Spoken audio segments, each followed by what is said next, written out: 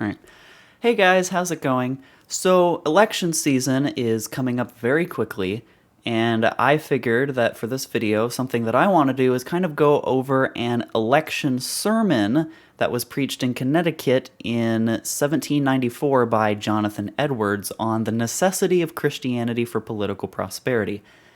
You can see this whole sermon on the Wall Builders website. I will leave a link to it in the description if you want to go read for it yourself. But I think this is very relevant to today because in today's world, more than ever before, our individual liberties are constantly being attacked and our foundations of freedom are being eroded away.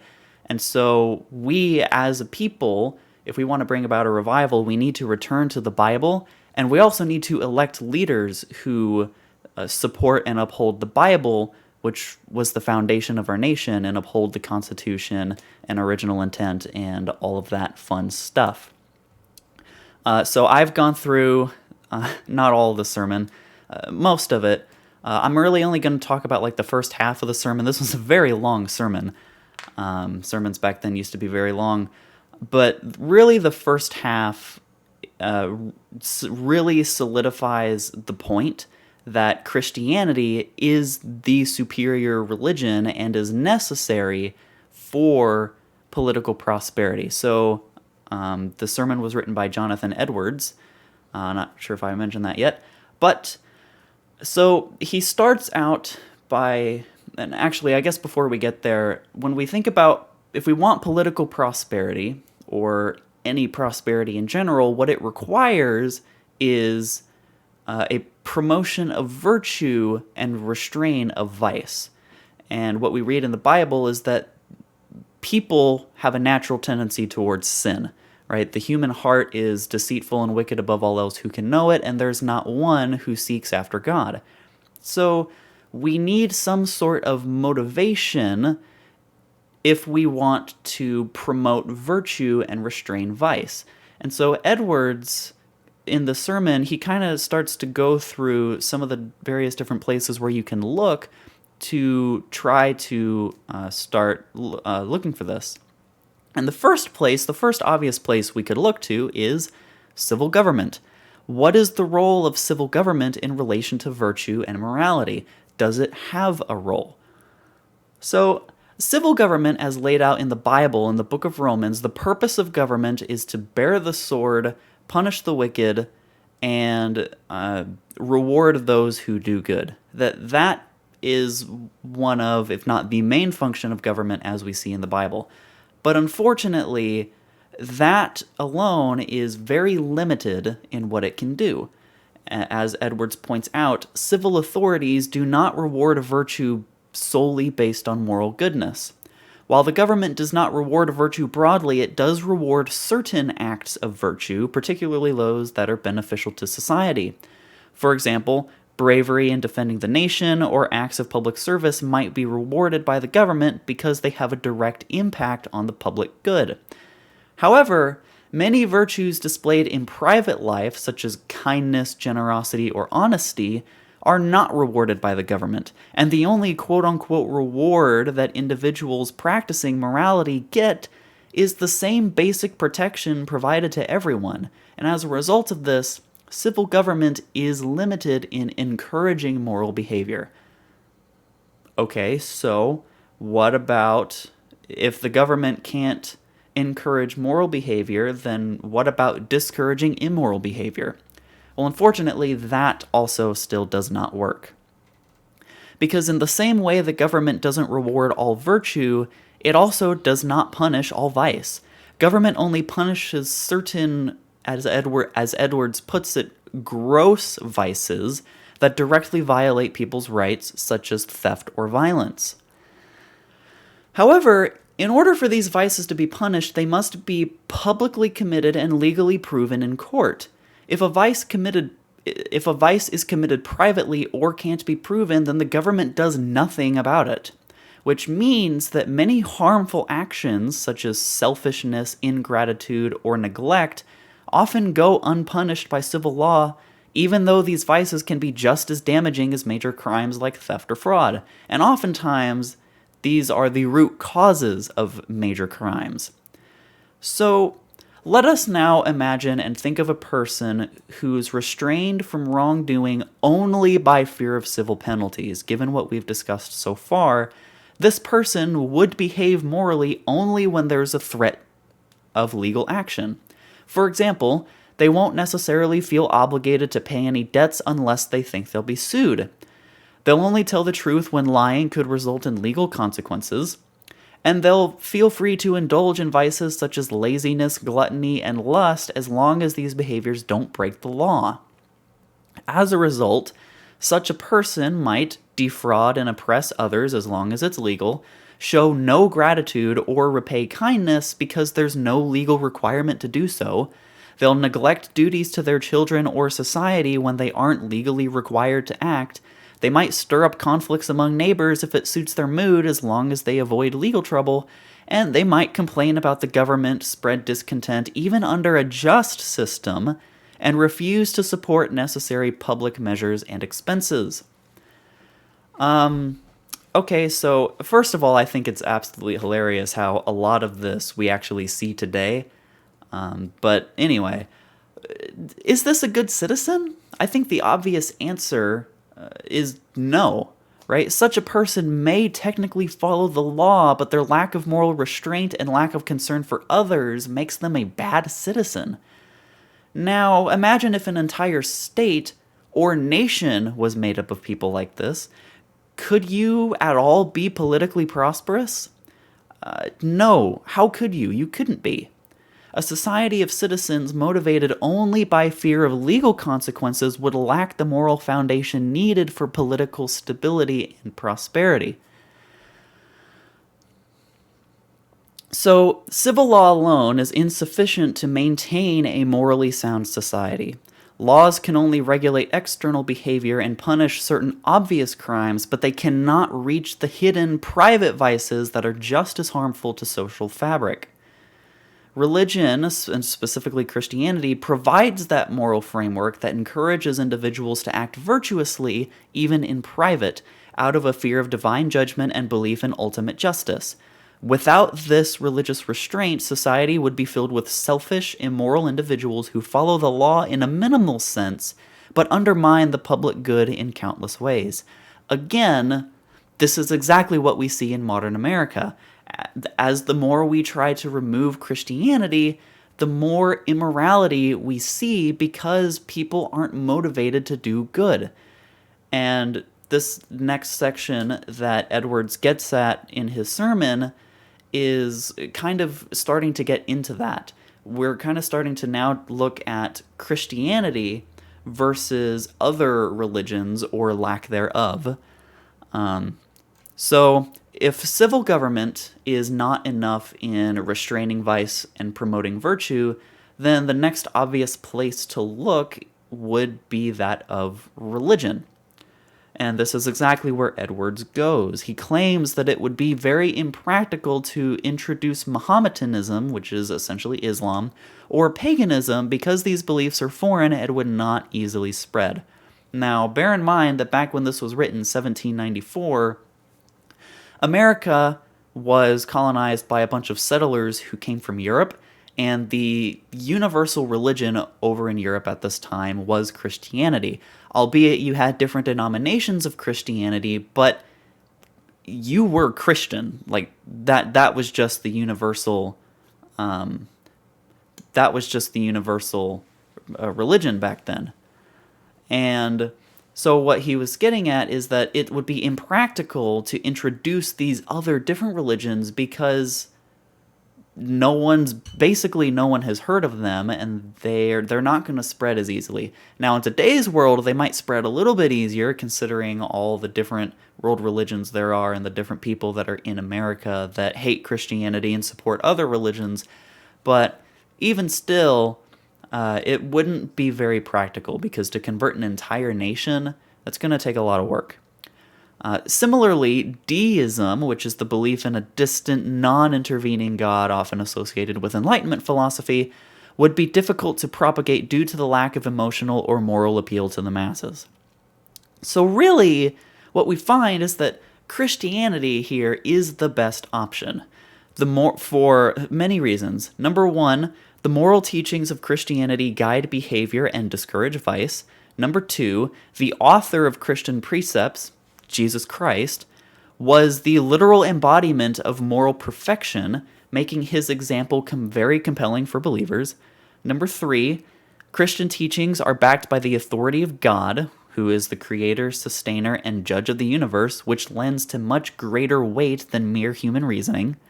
Number four, unlike philosophical systems which depend on human reason and are subject to uncertainties, Christianity is grounded in the omniscience, veracity, and justice of God. Number five, Christian teachings resonate with all people. Whether you're educated or ignorant, strong or weak, or whatever, because these teachings appeal to common human nature and the authoritative declarations of God. What is this? Number six. Philosophical reasoning is difficult for many people to follow. It requires intellectual effort, and also not everyone is convinced by abstract moral arguments.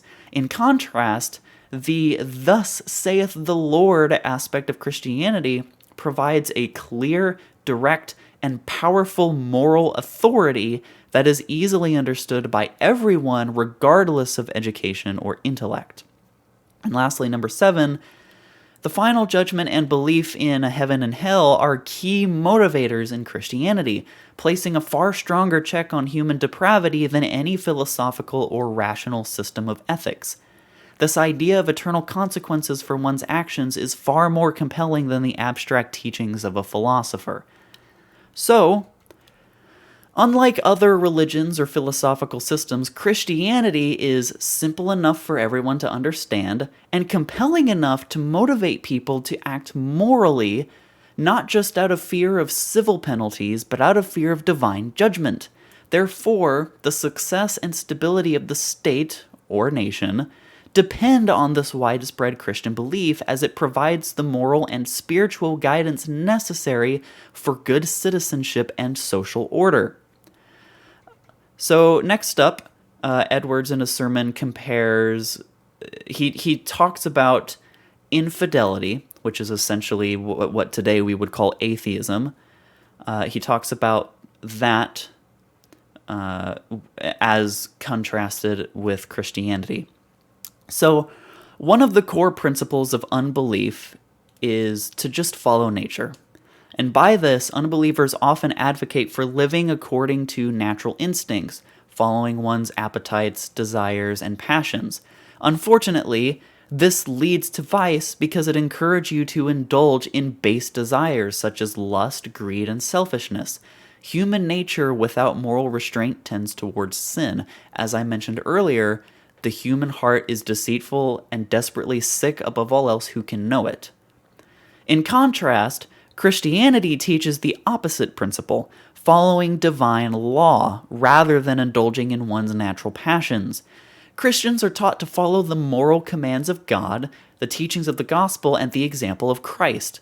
This approach leads to virtue, not vice, because Christianity encourages self-control, charity, humility, and other moral virtues. Another principle of infidelity is the belief that man's primary purpose is his own individual happiness. In this worldview, every person's main goal is to pursue their own pleasure or satisfaction. This belief again leads to indulging in natural desires as people seek happiness by gratifying their appetites and passions. The pursuit of personal happiness inevitably results in vice and wickedness, as self-gratification often conflicts with moral behavior. Christianity, on the other hand, teaches that human beings were created for a higher purpose, namely that is to serve and glorify God. When people pursue this, they're naturally inclined towards piety and morality, placing moral obligations above self-interests, which helps to foster virtue rather than vice. It's also worth noting that some infidels or non-believers reject any notion of moral accountability to God. They do not believe that God governs in human behavior or that people will be judged for their actions after death. According to this belief system, there's no incentive to refrain from any vice because there are no eternal consequences. Without the fear of divine judgment or the hope of divine reward, people have no religious motivation to behave morally. Some people rely on a sense of honor as their motivation for virtue.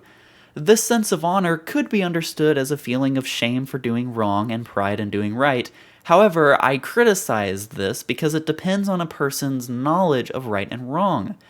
And without divine revelation, that is the Bible, human reason alone is extremely insufficient to consistently determine what is right and wrong in all situations. Even history, both ancient and modern, shows that mere human reason is not capable of providing a reliable moral framework. People need the guidance of divine revelation to truly understand virtue and vice, and without God's law, human reasoning often leads to confusion, moral errors, and ultimately vice. Thus, Christianity, with its very clear moral laws and emphasis on divine judgment, is superior to infidelity for promoting virtue and, by extension, ensuring political prosperity. The conclusion in all of this is 3 points. 1, Christianity provides a clear and comprehensive moral framework, ensures divine moral governance, often assures of a future state, being heaven or hell, and provides a means for pardon and reconciliation. This is contrasted with the deficiencies of philosophical reasoning or infidelity and ancient paganism, which lacks assurances and moral clarity. Point number 2. Christianity supports political stability and social harmony by promoting virtues and moral behaviors that are essential for a well-functioning society.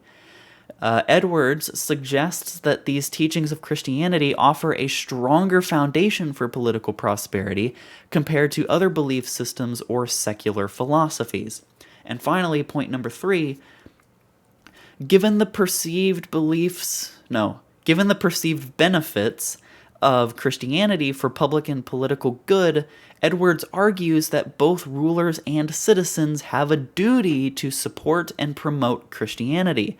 Rulers should encourage Christian principles and practices through their example and policies, while citizens should support Christian values and leaders who embody these values. So those are all the notes that I had. That was roughly half the sermon. The second half of the sermon, Edwards talks, he just goes deeper into paganism and talks about more what we would maybe consider as like mythology. He talks about, like Jupiter and Saturn and how extremely immoral they were, and so those wouldn't work for promoting virtue. And then he talks about some of the common attacks on Christianity and goes through and kind of just debunks those. But this is really good and relevant to modern day. Right? Rulers should encourage Christian principles and practices through their example and policies, while citizens should support Christian values and leaders who embody those values. The only way you can do that is if Christians get involved in the political arena. Lots of churches and pastors today, they say, no, Christians shouldn't get involved. Church and politics, that's messy. We're just going to stay out of it. But I fundamentally disagree. God is the one who created government, and the Bible has everything to say about life. And so if we're going to steward this nation that God has given us, then we need to be actively involved in government. And we need to learn the truth about our nation's heritage, our founding, and our history. And there are several great resources to do that. Wall Builders is one fantastic resource. They're actually where I found the sermon. Again, I will leave a link to this in the description so you all can read it for yourself. Another fantastic resource is Patriot Academy.